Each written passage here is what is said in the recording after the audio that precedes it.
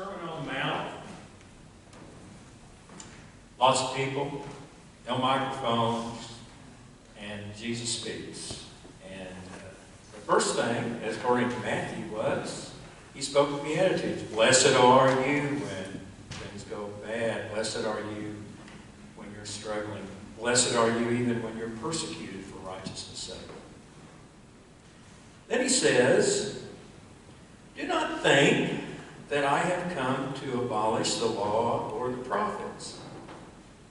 I have come not to abolish, but to fulfill. For truly I tell you, until heaven and earth pass away, not one letter, not stroke of a letter, will pass from the law until all is accomplished. Therefore, whoever breaks one of the least of these commandments and teaches others to do the same will be called least in the kingdom of heaven. But whoever does them and teaches them will be called great in the kingdom of heaven. For I tell you, unless your righteousness exceeds that of the scribes and Pharisees, you will never enter the kingdom. You have heard that it was said to those of ancient times, you shall not murder. And whoever murders shall be liable to judgment.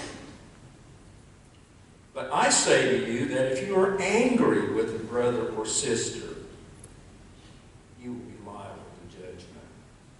And if you insult a brother or sister, you will be liable to the council. And if you say, you fool, you will be liable to the hell of fire. So when you are offering your gift at the altar, if you remember that your brother or sister has something against you, then leave your gift there before the altar and go. And first be reconciled to your brother and sister, and then come and offer your gift. Lessons from Valentine's Day. Lesson number 1. Don't forget Valentine's Day. When some folks look at the beginning of this gospel passage, and Jesus says he has not come to abolish the law and the prophets, but to fulfill them, and that not a letter or stroke will pass away from the commandments. Some people might think, wait a minute, Jesus was kind of about breaking the commandments, like doing stuff on the Sabbath that was forbidden, like plucking ears of corn or preparing a meal. He was often criticized for hanging around for the people at the fringes of society,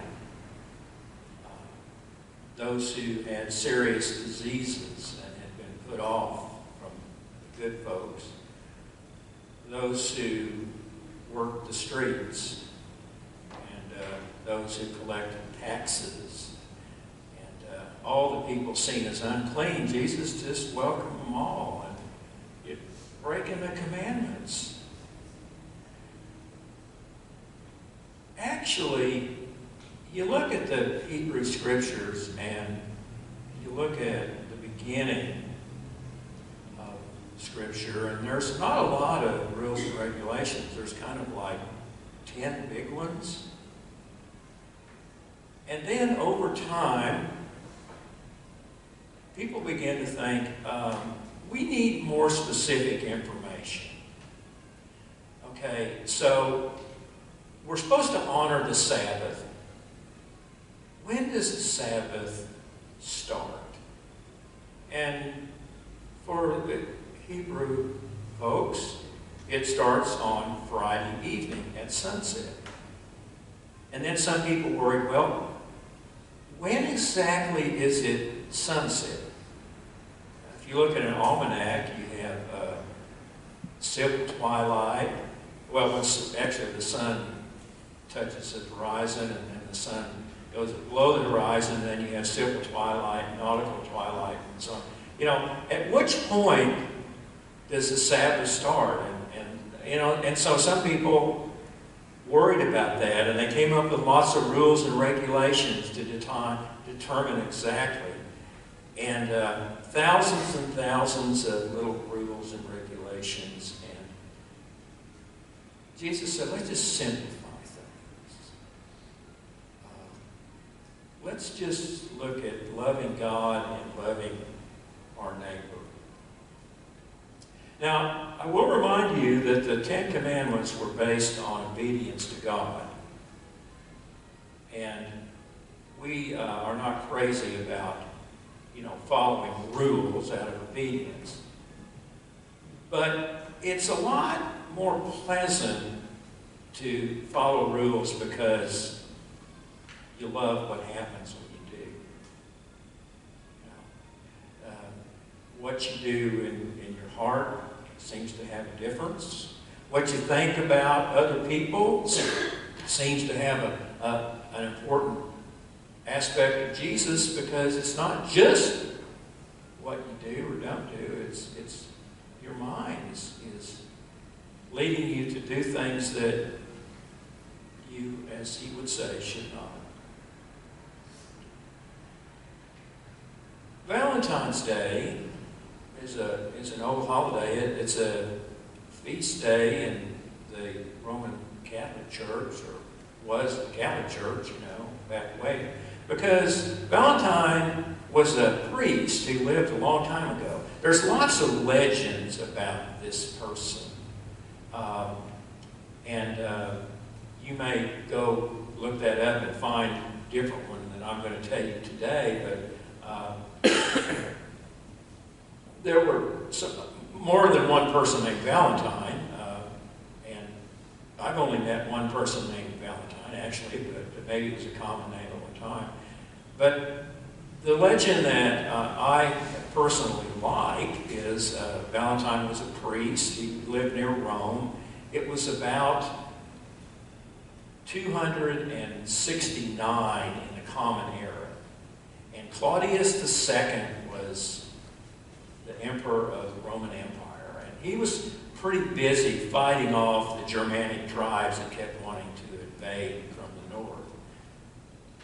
And from time to time, there would be waves of persecution against Christians. And so Valentine got caught up in one of these, and he refused to acknowledge the gods of Rome, Juno and Mars and whatever, and he was jailed. And so he was brought to court and sentenced. And while he was in jail, a jailer came to him and knew he was kind of a holy man and said, "I have a daughter that's blind. Would you pray for her healing?" And so Valentine did, and she regained her sight.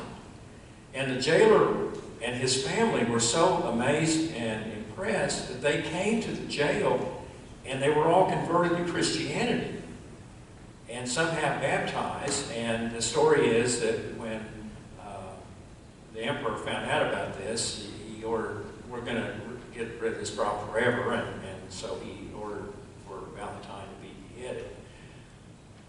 Before he died, and while he was still in jail, he wrote a letter to the young girl that was healed of her blindness, and he signed it, "From your Valentine."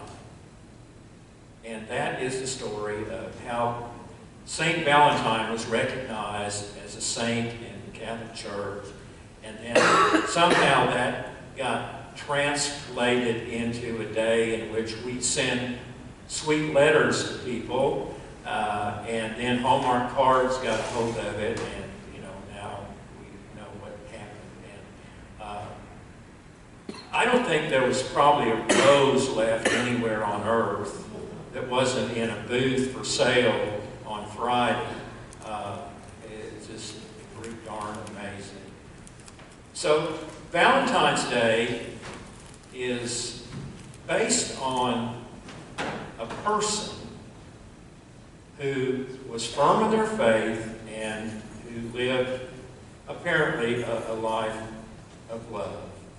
So I guess that's the second lesson from Valentine's Day. We think about Jesus as being such a committed person, and Those of us who want to follow Jesus, worry about, are we committed enough? We intend to do things, and then we get distracted, or something else comes up, or sometimes we're asked to do something, the church asks to do something, we just flat don't want to. But then we think, well, what's our commitment worth? We looked at Jesus, who was totally committed, looked to other people in the life of the church, way back like Valentine, others through the years that gave themselves so that we could continue to hear this message of the gospel. Love is called to be unconditional. I guess that's the rule of love that we shoot for. I want to read from an autobiography. 5 days after the accident on Memorial Day, 1995, I became fully conscious and able to make sense. Dr. Scott Hansen and Dr. John Jane, chief of neurosurgery at the University of Virginia Hospital, explained my situation. They told me in detail about the extent of my injury and said that after the pneumonia cleared up from my lungs, they would operate to reconnect my skull to the top of my spine. They didn't know if the operation would be successful or even if I could survive it. They had a plan, but it was extremely risky and they needed my consent. My wife Dana had insisted, over objections of some of the family, that the doctors discuss everything with me and that nothing be done without my permission. I answered somewhat vaguely, okay, whatever you have to do. Ever since childhood, I've been used to solving my problems. Whatever scrape I would get myself into, I was always sure of a way out of it. So I first thought this was just another temporary problem. I needed surgery, but I'd be up and around before long. It was only after the doctors left the room that I began to absorb what they had told me. This is a paralyzing injury. Dana came into the room. We made eye contact. I mouthed my first lucid words to her. Maybe we should let me go. She said, I'm only going to say this once. I will support whatever you want to do because this is your life and your decision. But I want you to know that I'll be with you for the long haul, no matter what. And then she added the words that saved my life. You're still you, and I love you. If she had looked away, or paused, or hesitated even slightly, or I had felt there was a sense of her being noble or fulfilling some obligation or duty to me, I don't know if I could have pulled through. Because it dawned on me that I had ruined my life and everyone else's, but what Dana said made living seem possible, because I felt the depths of her love and her commitment to me. Anybody have an idea what's going on with this person?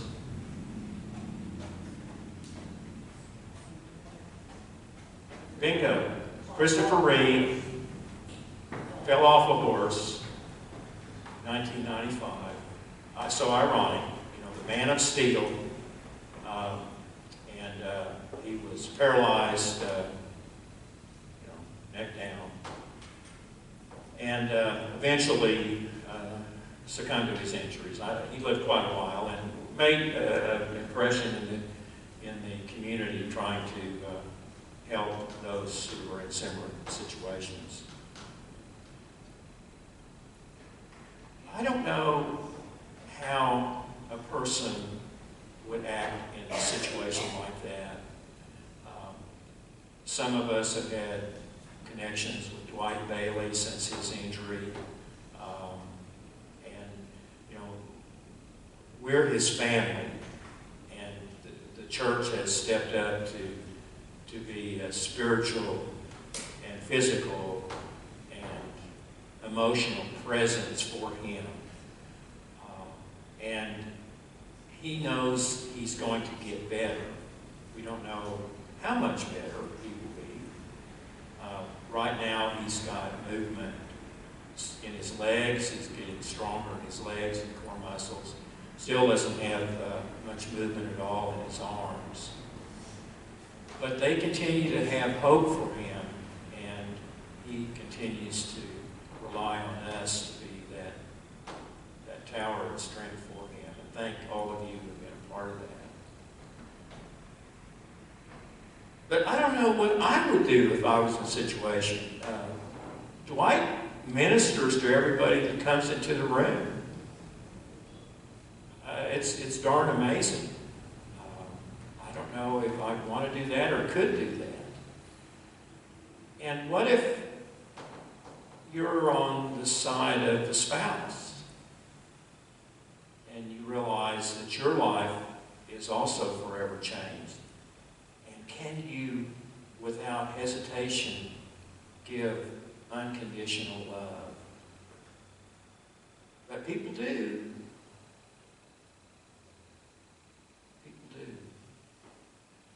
Not because it's a rule, but because it's in their heart. Do you like rules? Well, sometimes rules are handy, but sometimes rules chafe against us. Do you like the power of heart? That we give of ourselves without question to God and others? That we find ourselves deeply in relationships that have lifted us beyond ourselves. Lessons from Valentine's Day. You can make the rules, but you can't make the heart. And Jesus said, don't worry so much about the rules. There's only two simple ones. Love God with all your heart, mind, and soul, and love your neighbor as yourself. I can remember those two.